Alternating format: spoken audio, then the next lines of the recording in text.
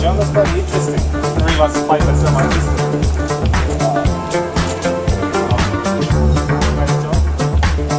Take it easy. What's happening on the internet? Soylent Samurai, aka the Stinky Wizard, aka the Aussie pièce de résistance, aka Nutella's worst nightmare. You know, it's been a rough, crazy couple of nights, I'll tell you that much. Soylent Samurai got fired a couple of nights ago.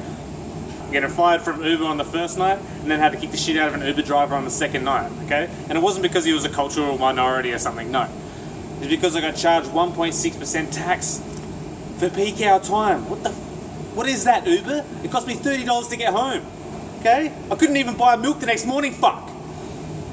I had to get a smaller option. 600ml is never enough. I got charged the EPOS fee as well. God damn it, Uber. But I have been working just recently as a Shylock, basically contract killing. You know, it's no big deal. I just get together with a client and we put a bounty on a target's head, depending on their class in society. But it's probably a little bit hush-hush. I shouldn't be talking about it. Let's stick to the news. Okay, UFC 200's up this weekend. Biggest card of all time. John Jones has been pulled from the card. What the? Where did that come from? He's up for PED abuse, apparently. Hopefully it's not for him, it's not recreational drugs, because if he does have a recreational drug in his system, that guy's doing prison time at least, okay, with his previous charges. So now it's time for Soylent Samurai to weigh in on UFC 200. First fight on the card is Cat Zingano versus Juliana Pena.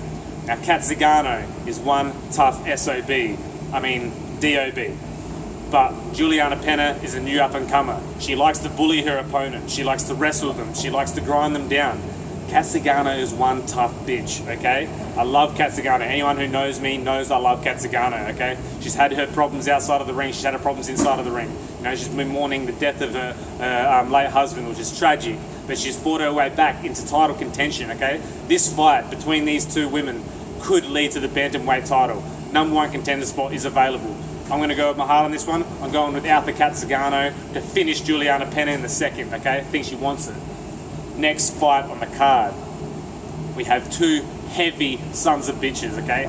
Cain Velasquez versus Travis Browne. Cain Velasquez, he's been under an injury cloud over the past few years, but hopefully we see him return to form and use some of his wrestling ability against the taller Travis Browne. Travis Browne's tricky though. He's quiet, he's calculated, he's a bit of a psychopath. Pretty sure he beat his ex-wife. But you know, he's changed camps just recently.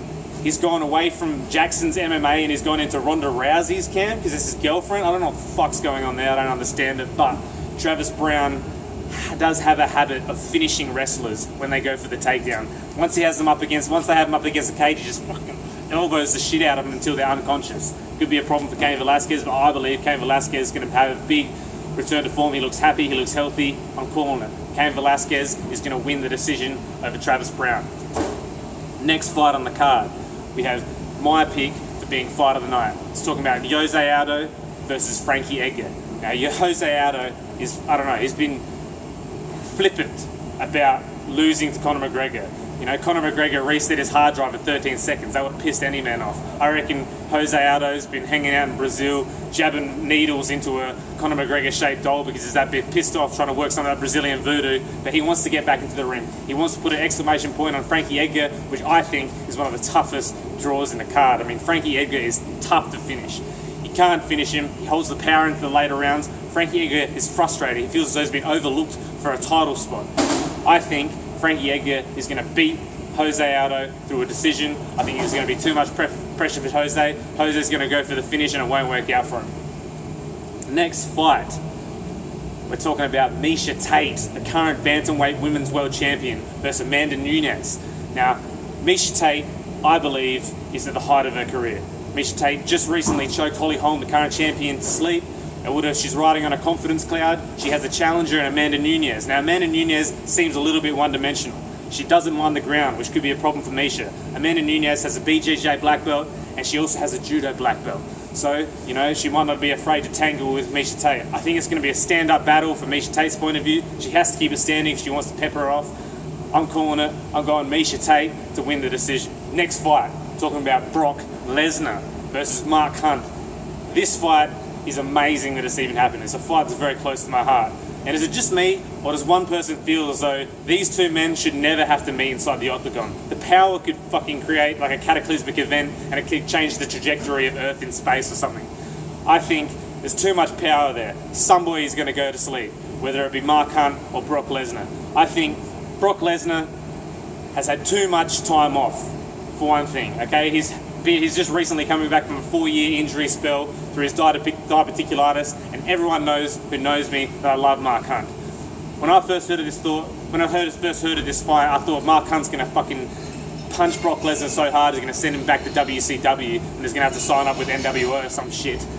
But I don't know. The longer it goes on, I think it's scary for Mark. Mark is one of the best fighters in the world. He's fought the best in the world. He's fought in the best organizations, kickboxing and MMA alike.